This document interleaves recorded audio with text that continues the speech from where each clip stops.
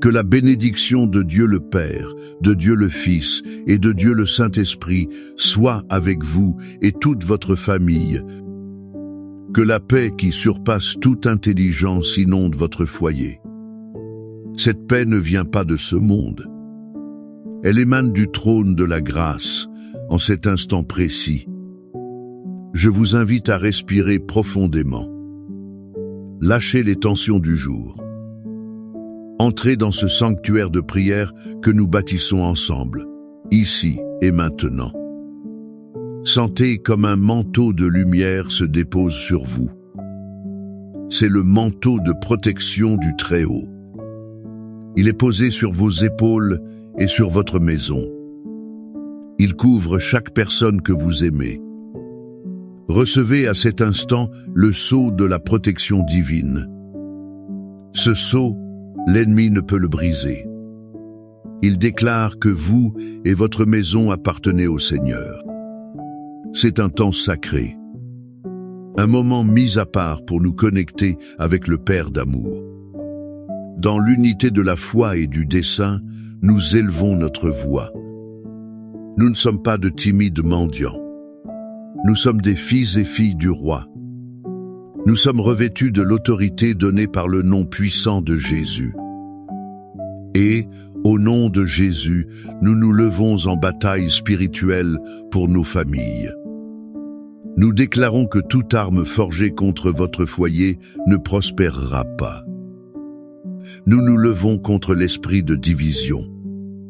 Nous nous levons contre l'esprit de discorde, de colère, d'amertume et d'incompréhension. Nous lui ordonnons de se retirer maintenant, au nom de Jésus. Nous brisons, par la puissance du sang du Christ, toute malédiction de lignée. Nous brisons tout schéma de divorce, de dépendance, de misère et de maladie. Ceci a pu être transmis de génération en génération. Nous déclarons un temps nouveau, une nouvelle histoire pour votre descendance. Nous annulons toute parole de malédiction lancée contre votre mariage. Nous annulons celle lancée contre vos enfants et vos finances. Nous faisons tomber toute forteresse d'orgueil, de rébellion et de désobéissance. Elle est présente dans l'esprit et le cœur de nos fils et filles. Nous les couvrons du sang de l'agneau. Nous déclarons qu'ils sont la propriété exclusive du Seigneur. Les anges du Seigneur campent autour d'eux. Ils les gardent dans toute leur voie. Nous proclamons que l'unité du Saint-Esprit est l'atmosphère de votre foyer. C'est le lien de la paix. Nous ordonnons que l'amour, le pardon, l'honneur et le respect coulent abondamment. Cela doit se faire entre mari et femme, entre parents et enfants, entre frères et sœurs. La victoire nous a déjà été donnée sur la croix. Nous prenons possession de cette victoire pour votre famille maintenant. Maintenant, je vous demande de calmer votre cœur. Permettez-moi de vous emmener dans l'un des paysages les plus beaux et profonds de l'Écriture sainte.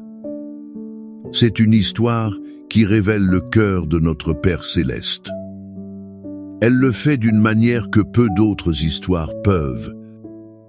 Elle se trouve dans l'Évangile de Luc, chapitre 15.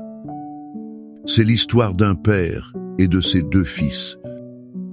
Nous la connaissons comme la parabole du fils prodigue. Fermez les yeux si vous le pouvez. Imaginez la scène. Un jeune homme, le plus jeune, arrive chez son père. Il est rempli de lui-même et impatient. Il demande sa part d'héritage. Imaginez la douleur au cœur de ce père. Ce n'était pas seulement de l'argent que le fils voulait. En substance, il disait « Père, pour moi tu es déjà mort. Je veux ce qui m'appartient et vivre ma vie loin de toi. » Dans un acte d'amour incompréhensible, le père lui accorde sa demande. Il laisse partir son fils. Le jeune homme part pour une terre lointaine, Là, la Bible dit qu'il gaspille tout ce qu'il a. Il vit de manière imprudente et dissolue. La fête s'achève. L'argent disparaît. Les amis s'évanouissent. Une faim terrible ravage la terre. Le jeune homme, qui vivait auparavant dans le confort de la maison paternelle, se retrouve très bas. C'est le point le plus bas qu'un juif puisse imaginer. Il doit s'occuper des porcs. Il désire manger les restes donnés aux animaux. C'est là, dans la boue et l'odeur de la misère, dans le vide de son âme, que la Bible dit « Il rentra en lui-même ». Il se souvint de la maison de son père. Il se souvint que même les serviteurs de son père avaient du pain en abondance. Lui, il périssait de faim. Et il prend une décision, je me lèverai et j'irai vers mon père. Mais la partie la plus émouvante de l'histoire n'est pas la décision du fils. C'est l'action du père. La Bible nous laisse entendre que, chaque jour, ce père montait sur un lieu élevé. Il regardait la route, attendant. Son cœur n'a jamais abandonné. Et un certain jour, il le voit. Tandis qu'il était encore loin, dit l'Écriture, son père le vit. Il fut ému d'une profonde compassion. Il courut, se jeta à son cou et l'embrassa. Le père n'attendit pas que le fils arrive et s'explique. Le père courut. L'odeur des porcs ne l'a pas repoussé. Les vêtements déchirés ne l'ont pas embarrassé. La compassion du père fut plus grande que la rébellion du fils. Avant que le fils ne puisse finir son discours de repentance répété, le père l'interrompt. Il crie au serviteur, « Apportez le plus beau vêtement. Mettez un anneau à son doigt et des sandales à ses pieds. Amenez le veau gras et tuez-le. Mangeons et réjouissons-nous. Car mon fils était mort et il est revenu à la vie. Il était perdu et il a été retrouvé. » De cette histoire puissante jaillissent des leçons. Elles sont comme un baume pour nos blessures familiales. La première et la plus importante est celle-ci. L'amour de Dieu le Père ne nous abandonne jamais. Vous qui êtes mère ou père et qui pleurez un fils ou une fille, votre enfant s'est égaré ou a pris de mauvaises décisions. Il est peu être perdu dans les addictions ou dans un mode de vie qui vous brise le cœur. Écoutez bien, le Père Céleste est sur la route. Il veille et il attend. Son amour ne dépend pas du comportement de l'enfant. Son amour est inconditionnel. Il n'aime pas la rébellion, mais il aime le rebelle. Continuez à prier, continuez à aimer. Le Père est à l'œuvre dans le cœur de votre enfant. Il le fera rentrer en lui-même. La deuxième leçon est qu'il y a toujours un chemin de retour à la maison. Pour vous qui vous sentez comme le fils prodigue, vous avez peu être gaspillé les bénédictions de Dieu. Vous vous sentez sale, indigne, trop loin pour être pardonné. Le mensonge de l'ennemi est qu'il n'y a plus d'espoir. Mais la vérité du Père est qu'un pas vers lui. Cela le fait courir tout le reste du chemin dans votre direction. Peu importe à quel point vous êtes tombé. Un repentir sincère ouvre les portes à l'étreinte restauratrice du Père. La troisième leçon, fondamentale pour la guérison familiale, est le pouvoir du pardon. Ceci mène à une restauration complète. Le Père n'a pas dit « D'accord, je te pardonne, mais tu vas travailler comme l'un de mes serviteurs pendant un temps. C'est pour payer ta dette. » Non, il lui a restauré son identité. Le nouveau vêtement signifiait l'honneur. L'anneau signifiait l'autorité et la filiation. Les sandales signifiaient qu'il n'était pas un esclave. Mais il était un fils libre. Quand nous choisissons de pardonner dans nos familles, nous faisons plus que libérer l'autre. Pardonner un conjoint qui a échoué, un enfant qui nous a blessés, un père qui nous a abandonnés. Nous ouvrons la porte pour que Dieu restaure l'identité, l'honneur et la joie dans notre foyer.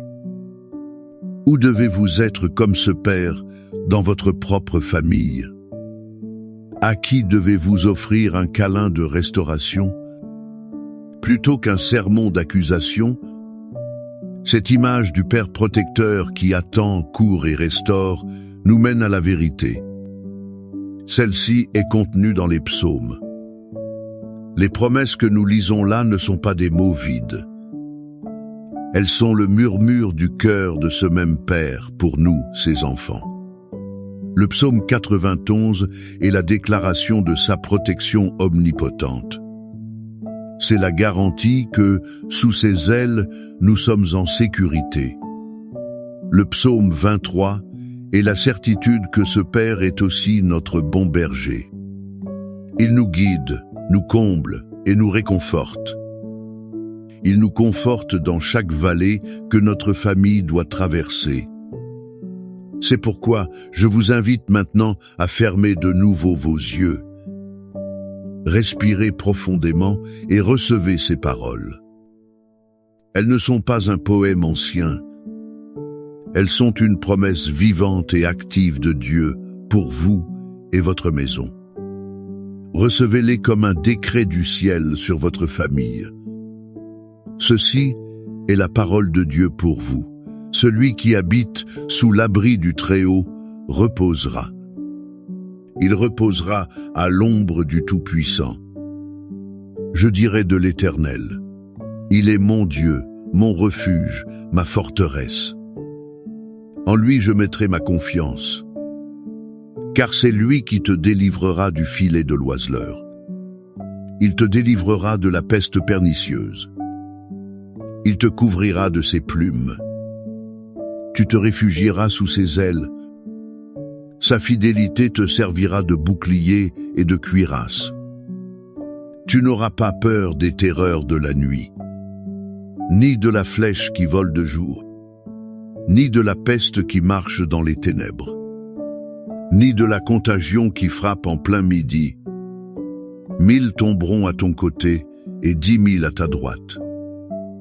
Mais tu ne seras pas atteinte. De tes yeux seulement tu regarderas. Tu verras la rétribution des méchants. Car tu es mon refuge, ô Éternel. Tu as fait du Très-Haut ta demeure. Aucun mal ne t'arrivera. Aucun fléau n'approchera de ta tente. Car il ordonnera à ses anges de te garder. Ils te garderont dans toutes tes voies. Ils te porteront sur leurs mains. Ton pied ne heurtera aucune pierre. Tu marcheras sur le lion et sur l'aspic. Tu fouleras le lionceau et le dragon. Puisqu'il m'aime, je le délivrerai. Je le protégerai car il connaît mon nom. Il m'invoquera et je lui répondrai. Je serai avec lui dans la détresse. Je le délivrerai et je le glorifierai. Je le rassasierai de longs jours. Je lui ferai voir mon salut. Père bien-aimé, avec la certitude de ses promesses gravées dans notre cœur, nous nous approchons de toi en prière. Nous te présentons chaque famille qui écoute cette prière. Père, nous prions pour chaque fils et fille prodigue. Où qu'ils soient, Père, nous demandons que ton Esprit Saint les convainque. Qu'il les convainque du péché, de la justice et du jugement. Crée en eux un ardent désir de rentrer chez eux, une sainte insatisfaction de la vie qu'ils mènent loin de toi. Père, comme tu l'as fait avec le fils de la parabole, fais qu'ils rentrent en eux-mêmes et prennent la décision de revenir. Et pour les pères et mères qui attendent, donne-leur ta force. Donne-leur ta patience et un cœur rempli de ta compassion. Ainsi, quand l'enfant reviendra, ils pourront courir et l'embrasser. Sans accusation, sans je te l'avais bien dit. Seigneur, nous prions pour les mariages en crise. Là où l'amour s'est refroidi, la communication s'est brisée, la trahison a ouvert des blessures profondes. Nous clamons pour ta guérison et ta restauration. Verse le baume de ton pardon sur les deux cœurs. Reconstruis les fondations de la confiance et du respect. Que chaque couple se souvienne de l'alliance faite devant toi. Qu'il s'engage de nouveau à l'honorer. Nous prions pour l'harmonie entre les membres de la famille. Là où il y a des disputes entre frères, du ressentiment entre parents et enfants. Là où il y a des querelles d'héritage ou des paroles dures. Nous libérons le pouvoir réconciliateur du sang de Jésus. Brise les murs d'orgueil. Ouvre les canaux pour le pardon et la paix. Confiant dans la promesse du bon berger du psaume 23. Nous clamons pour la provision divine dans chaque foyer. Seigneur, tu es notre berger. Rien ne nous manquera. Pourvois à chaque besoin financier. Ouvre les portes de l'emploi. Multiplie les ressources. Enseigne-nous à être de bons intendants de tes bénédictions. Qu'il n'y ait pas de manque de pain à la table d'aucun de tes enfants. Et enfin, nous prions pour la guérison. Guéris les corps malades, Seigneur. Touchez chaque cellule. Touche chaque organe qui a besoin de restauration. Réprimande toute maladie, toute douleur. Et guéris aussi les émotions blessées. Guéris l'anxiété, la dépression, la peur. Que ta joie soit notre force. Maintenant, je vous invite, en un acte de foi, à écrire. Écrivez le nom de votre famille ou votre demande spécifique dans les commentaires. En faisant cela, vous ne faites pas que taper. Vous scellez cette prière dans le monde physique. Vous créez un mémorial de votre foi devant Dieu et cette communauté de frères. Que le Seigneur vous bénisse et vous garde. Que le Seigneur fasse luire sa face sur vous. Qu'il ait compassion de vous. Que le Seigneur lève sa face sur vous. Qu'il vous donne la paix. Que la protection du Père, l'amour du Fils et la communion du Saint-Esprit soient votre part. Cela, aujourd'hui et pour toujours. Que votre famille soit un phare de la gloire de Dieu. Un témoignage vivant de son pouvoir de protéger, d'unir et de restaurer. Au nom de Jésus. Amen.